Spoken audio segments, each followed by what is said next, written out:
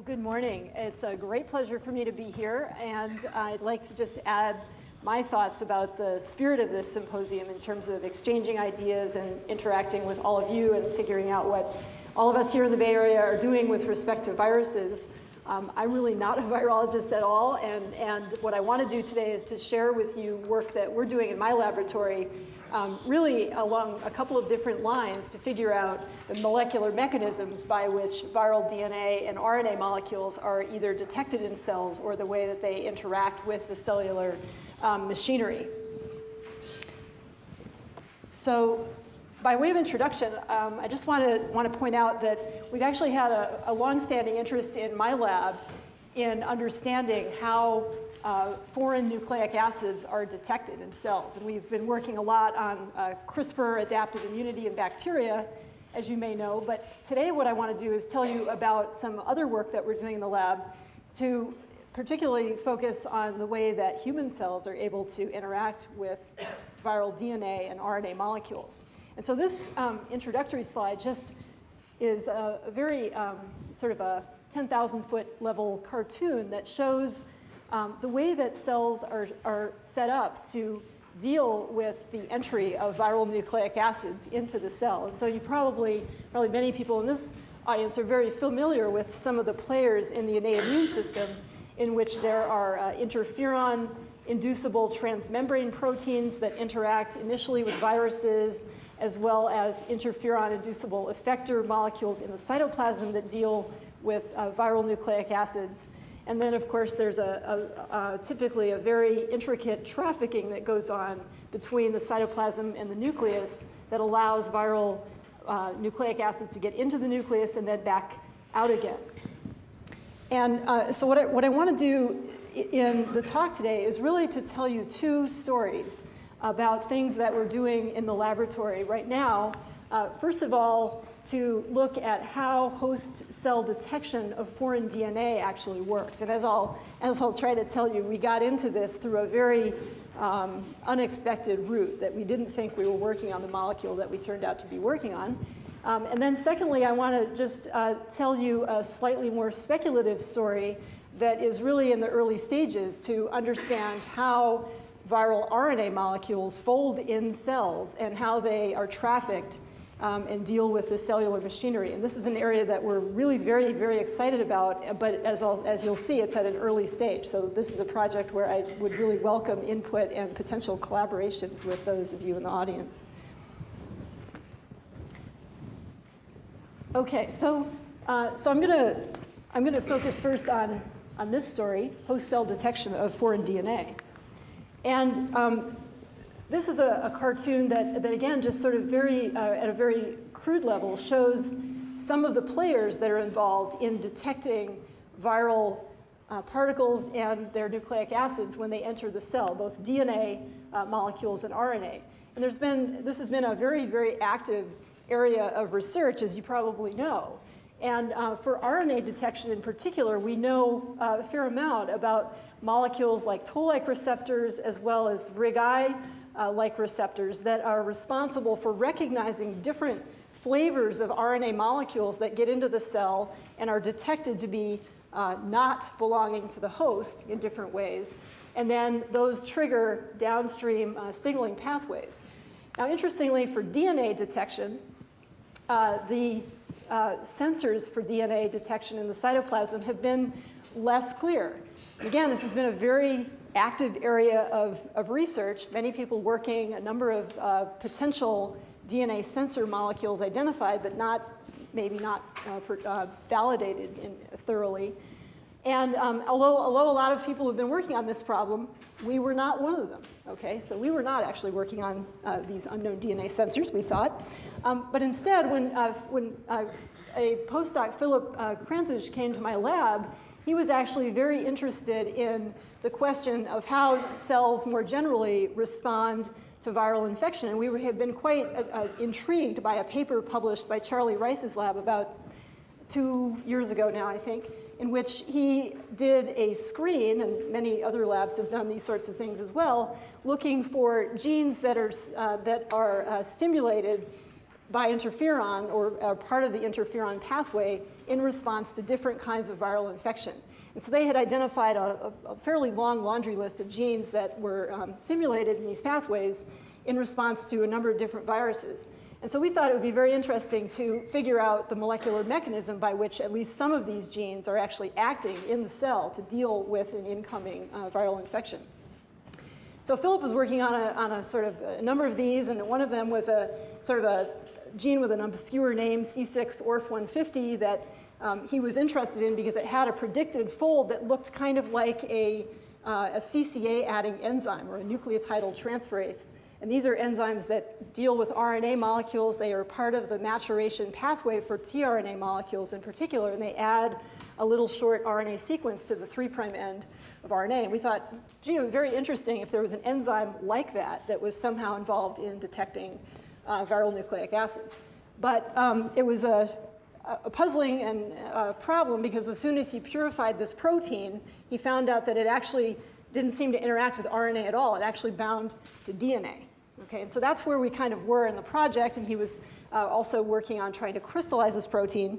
And then a few months ago, a very interesting paper was published in Science from the James Chen laboratory at UT Southwestern. And what the Chen lab had done, so they actually were very, very interested in these DNA sensors, and so they did a very nice kind of classical biochemical experiment in which they fractionated cells and were able to identify an enzyme that is in fact part of this pathway that responds to double-stranded DNA upon viral infection. And this is an enzyme called cyclic GMP-AMP synthase, CGAS, which this little C is off the screen there. And very interestingly, this is actually an enzyme that very nicely connected the detection of DNA to something else that was kind of puzzling in this whole process, namely the role of this ER-associated protein called STING that's identified here in the Russell Vance lab and has been worked on a lot here at Berkeley, which is activated by dinucleotides. But it was not clear how this connected to DNA recognition. And suddenly, with the publication of this paper, it was clear that this CGAS enzyme was potentially that missing link, because this is an enzyme that can make cyclic dinucleotides in response to DNA detection and also interacts downstream with this factor STING to stimulate the interferon response. And the reason this caught our attention was that the CGAS enzyme identified in this paper, they were actually looking at the mouse enzyme, turned out to be the ortholog of this human protein that Philip in my lab had been working on. So we realized, we're actually working on a DNA sensing, what's likely to be an enzyme that's involved in this pathway. So with that realization, Philip immediately did some experiments to figure out whether his enzyme was in fact an enzyme and did in fact have this sort of cyclic GA synthase activity. And so the way he did these experiments was simply to use what's a very simple but elegant assay using thin layer chromatography, in which you can just take the purified CGAS enzyme and double-stranded DNA and ask whether in the presence of this ligand we get a synthesis of a cyclic dinucleotide from these starting materials. And so what these data here are showing you is that, in fact, the purified CGAS, human CGAS enzyme that Philip had in the laboratory was, in fact, responsive to DNA and did synthesize a compound that had the mobility consistent with a cyclic dinucleotide, shown right here. And importantly, what you can see in this panel is that this enzyme requires double-stranded DNA stimulation for activity. So that's shown right here. So we see stimulation in the presence of double-stranded DNA, maybe a trace of activation with single-stranded DNA, but absolutely no activity in response to RNA. So this is clearly a very selective enzyme that is responsive to double-stranded DNA in particular. So Philip had succeeded in crystallizing this enzyme, and he was able to solve the crystal structure of this protein.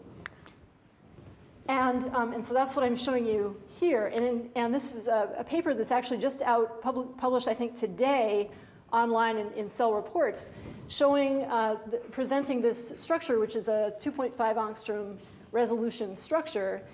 And I just want to point out a couple of things about this molecule, and I'll show you this on the next couple of slides as well. But one of the things that was very striking about this structure is, first of all, that, as I'll show you, this has an overall architecture that's very similar to other nucleotidal transferases.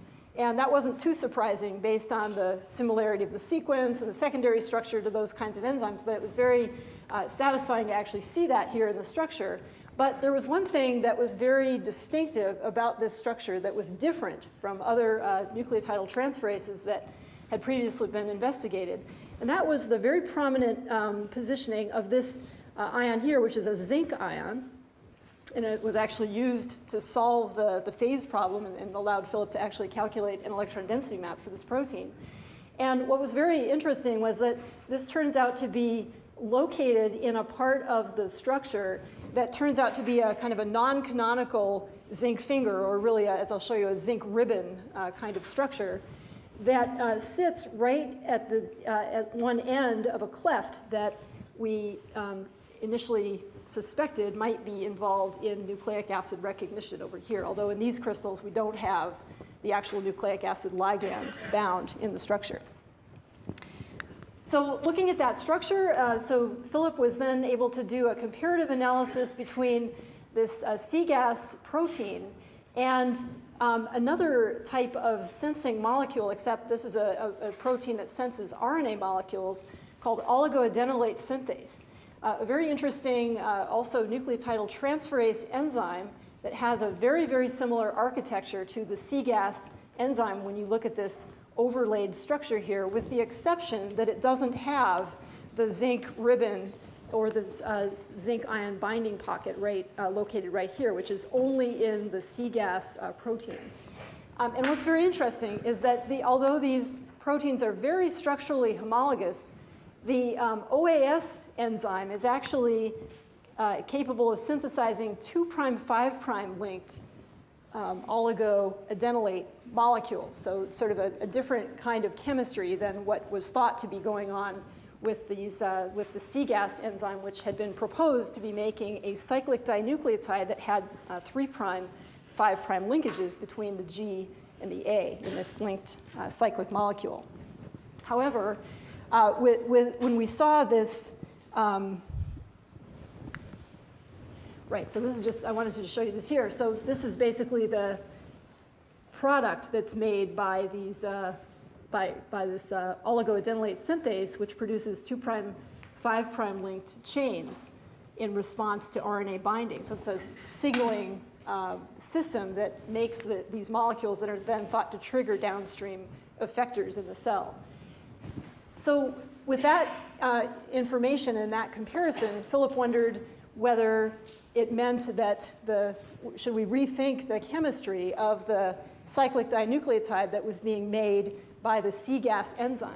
And so he did another experiment here using thin layer chromatography and using a marker dinucleotide that we had gotten from Ming Hammond's lab here at Berkeley, and in consultation with Russell Vance's laboratory, and it turns out these two labs were also working in parallel on the CGAS enzyme and trying to figure out what the ligand was that this molecule was actually making. And what I'm showing you here is an experiment very similar to the experiment that I showed you previously, except that now we have markers on this TLC plate showing you the mobility of just adenosine monophosphate here, and then a classic cyclic GA dinucleotide with 3'5' linkages between the two nucleotides. And what you can see is that the mobility of this marker was very distinct from the mobility of this product that the human CGAS enzyme was actually making. So that was a tip-off that the chemistry of this might actually be different from what had been originally proposed by James Chen in his lab. And so in some beautiful work that was done by Russell Vance and Ming Hammond, and also published today in Cell Reports, they showed using NMR that, in fact, that's exactly right. So the chemistry of this cyclic dinucleotide that's being made by the CGAS enzyme is actually very interesting. There's a 3'5' linkage on one side of this cyclic molecule, but a 2' 5' linkage on the other side. And in work that was very recently published from Dinshaw Patel and Tom Tuchel's laboratories, it came out just a couple of weeks ago, I think. They actually have crystal structures of this bound to the mouse CGAS homolog enzyme. And so there's now a very nice collection of both crystallographic, biochemical, and chemical data that show that these enzymes are actually synthesizing this very interesting and sort of unexpected cyclic dinucleotide, which is then functioning as a signaling molecule downstream in the interferon response pathway. So I just want to come back to, I just want to show you, come back to this business about the zinc ribbon that's present in the CGAS structure, but not in the structure of this oligoadenylate synthase that binds to RNA. What's very interesting looking at the alignments of these protein sequences is that Philip noticed that all of the CGAS homologs have this unexpected zinc ribbon sequence present in those proteins, but we don't see that in the OAS type family members here. So we suspected that this zinc ribbon might in fact play a critical role in distinguishing the type of nucleic acid that these effector molecules can actually interact with. And so what you're looking at down here is a side-by-side comparison of a crystal structure of an OAS RNA complex, and you can see the double-stranded RNA molecule sitting right here in the structure. And then here's Philip's human CGAS structure, and we're looking at an electrostatic surface, potential surface on the protein. You can see there's a very nice cleft that occurs right where, adjacent to where we see the RNA binding occurring in OAS, with the zinc ribbon located right here. And so when we look at close up at the structure, what we think is going on is that the presence of that zinc ribbon changes the geometry of that nucleic acid binding cleft such that it no longer accommodates a double-stranded RNA. Only a double-stranded DNA will fit based on the geometry. Okay, so it's very interesting, very cool way that these proteins have really probably diverged evolutionarily to be able to recognize different kinds of nucleic acids in the cell. And I just wanted to show you a couple of slides of functional data. So Philip proceeded to make a series of mutations that were predicted to disrupt binding of the zinc ligand. And together with Amy Lee and Jamie Cates' laboratory, they did some interferon stimulation experiments in a cell-based assay and could show that, in fact, all of these ligands that, are mutated in this experiment and disrupt zinc binding also disrupt interferon stimulation in this cell-based assay, whereas another residue outside of that zinc ribbon doesn't have that effect. And then furthermore, we can correlate the in vitro DNA binding data that we have, and this is just showing you a couple of mutants, but Philip and Amy have done this with more mutations and can show that, that mutations that disrupt the fold of the zinc ribbon in the structure actually interfere with DNA binding, and they also, many of those also interfere with the stimulation, this interferon stimulation assay in the cell-based system. And you can see that this is now a much wider set of mutations that were tested that line this whole nucleic acid binding cleft in the structure, and we think that you can see that some of these have very strong effects on the interferon signaling pathway, whereas others don't. And so we're very interested in sort of being able to dissect out the way that nucleic acid recognition is really triggering these downstream events in the signaling pathway. So to summarize this part of the talk, I just want to point out that I think that one of the sort of the take-home messages from this work is that we think that the CGAS family of enzymes and these OAS enzymes, which recognize DNA molecules or RNA molecules, really constitute a superfamily of second messenger receptors in cells that are able to respond to different kinds of nucleic acids, and in response, they synthesize these small either dinucleotides or oligoadenylates in the case of OAS family members to trigger interferon signaling and ultimately lead to pathogen inhibition. So this is something that Philip is continuing to investigate how this works and to try to look at other proteins that are also involved in this sort of sensing pathway, how cells really deal with the entry of foreign nucleic acids into the cytoplasm. So I want to just, in the last few minutes of the talk, turn to the second story that I wanted to tell you. And again, this is a story that's at a much earlier stage, but namely, we've been very interested in figuring out how, in this case, HIV RNA molecules are able to interact within the cellular milieu. And this is a project that really came about because of a wonderful collaboration we have with Alan Frankel's lab at UCSF as part of the HARC Center over there to look at the biology of HIV.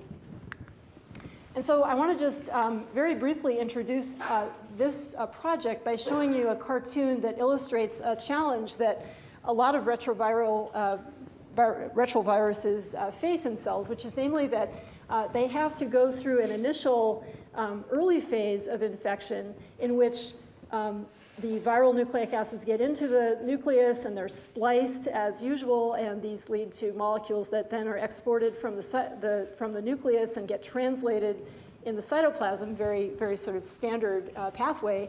But in the late phase of an infection, when viral particles are to be made, an essential part of this pathway involves inhibiting the splicing of these molecules and allowing unspliced viral RNAs to actually get out of the nucleus and ultimately to be packaged into new viral particles. And so the way that HIV deals with this challenge is to synthesize a virally encoded protein called Rev that actually has a nuclear localization signal allowing it to get into the nucleus. And late in infection, it assembles with a highly structured region of the viral RNA called the Rev-response element, allowing those particles to assemble and then to ultimately be recruited to, I guess, the nuclear export machinery, and allows those unspliced viral RNAs to get out of the nucleus efficiently.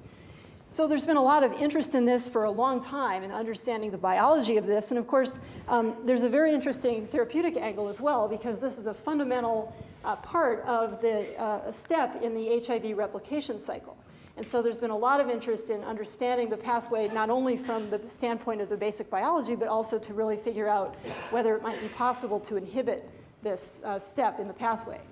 And so the question that we really set out to address is a very, sort of sounds like a very simple one, I guess, which is what is the structure of this Rev-RRE complex in cells? And of course, again, this is not a new question. A lot of laboratories over the years have been very actively working on this, but for the most part in vitro, and really trying to look at smaller pieces of the HIV RNA and how it interacts with Rev. And so we'd like to eventually be able to actually ask this question in infected cells and really understand what the folding of the viral RNA is as it is trafficked from the nucleus to the cytoplasm. That's the long-term goal.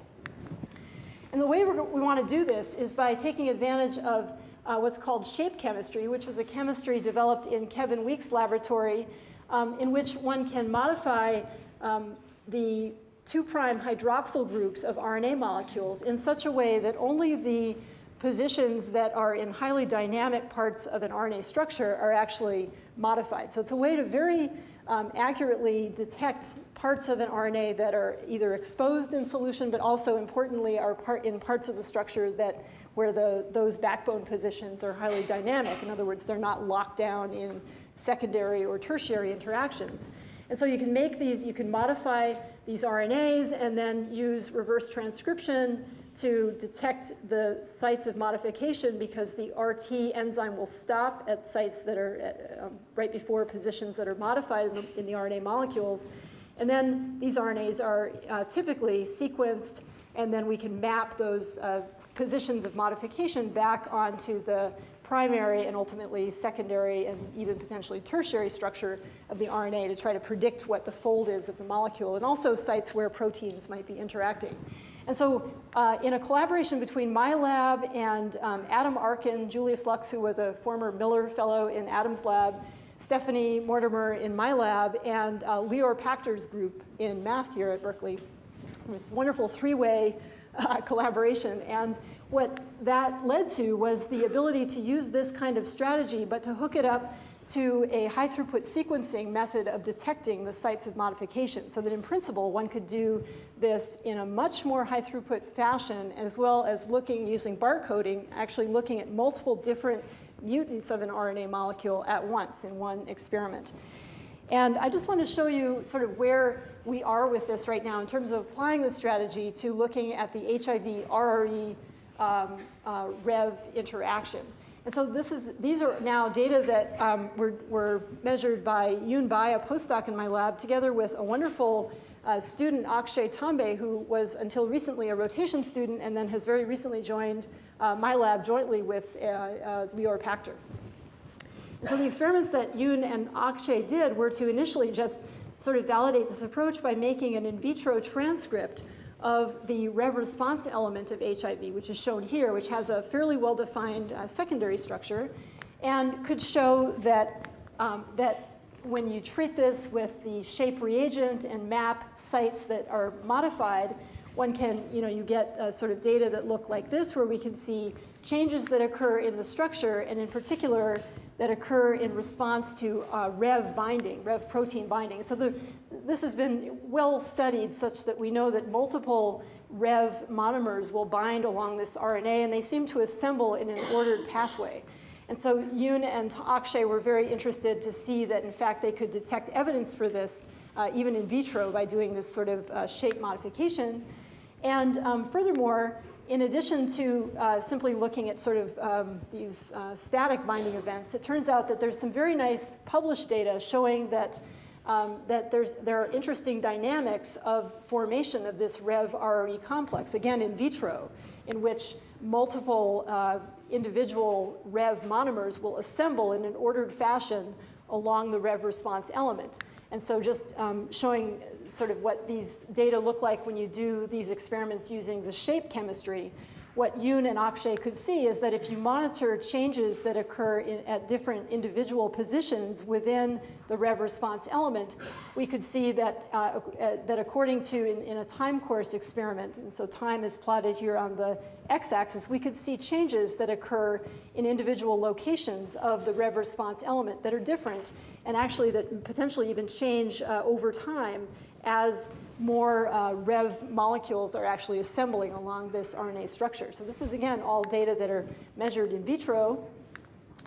And then I just want to show you that one can also look as a function of concentration of the Rev protein. And so these are now experiments done where we increase the amount of the Rev protein and look at changes that occur in the RNA structure monitored by this shape chemistry. And again, by following individual positions in the RNA, we can see that these positions change differentially over time as more Rev molecules bind to the RNA. So finally, where we're going with all of this is that we're very excited to now take these methodologies and apply them to RNA molecules that are present in the cell. And so using a shape reagent that was developed recently in Howard Chang's lab at Stanford, Yoon and Akshay have been introducing this into cells that contain initially just this RRE element. We eventually would like to do this with actual cells that are infected, that are virally infected. And they're able to get shape modification to work in the cells, and then they can extract the RNA and do the same kind of analysis that they're doing with these in vitro experiments. And what we're seeing is that we can already see very interesting, and I realize now this is very small, so I don't know if you can see this, but in red are the changes that occur in vivo, and in black are the changes that occur in protections that occur in vitro. And so we can already see some very interesting changes and differences between what you monitor in terms of the assembly of this complex in vitro, which versus what might be going on in vivo. And so I'm very excited going forward to see how we can push this technology to try to ask questions that I think will be extremely interesting in understanding the actual biology of these viral RNAs and how they're trafficked in the cell. And so with that, I really just want to, so this is just sort of pointing out where we're going with all of this in terms of the understanding the dynamics of the Rev-RRE interaction. We'd love to be able to screen for other RRE interacting partners in the cell and to really look at how the structure might be changing before and after nuclear export. And so I want to just close by thanking people in the lab that have done this work. So With the CGAS project that I mentioned, this has actually been a wonderful collaboration with James Berger, until recently here at Berkeley, now moving to Johns Hopkins, unfortunately, but he has been a wonderful co-worker on this, and Philip and Amy, I mentioned earlier, did all of the experimental work on the project, and we've had just great collaborative interactions with the Vance and Hammond labs. On the HIV project, Yoon and Akshay have been really driving the experimental work, and we've had a lot of good input from both Alan Frankel and David Booth in Alan's lab, as well as Howard Chang and Robert in his laboratory. And I'd like to just acknowledge support from the HARC Center. Alan Frankel is the PI of that. The Center for RNA Systems Biology here at Berkeley, Jamie Kate is the PI of that, and also Howard Hughes Medical Institute. Thanks very much. Do you know anything about the mechanism by which the CGAS produced mixed dinucleotide activates STING? No. How does it activate STING is what he's asking, and the answer is we don't know. Yeah. On the OAS structure, it looked like the demonstrated RNA was extending down into where on the CGAS structure you had labeled the NTPase before. Is the substrate playing any role in producing the product? I don't think there's any evidence that it's playing a direct role, but it's certainly the case that it stimulates activity. So there has to be some structural change, but it may be subtle, that leads to activation. But we don't. Is there any sequence specificity in the DNA? In the DNA? No. Is there a possibility, despite structural differences in the nucleotides, that 2,5A will activate STING? That 2' 5' linked A would activate STING? Yeah. Where's Russell?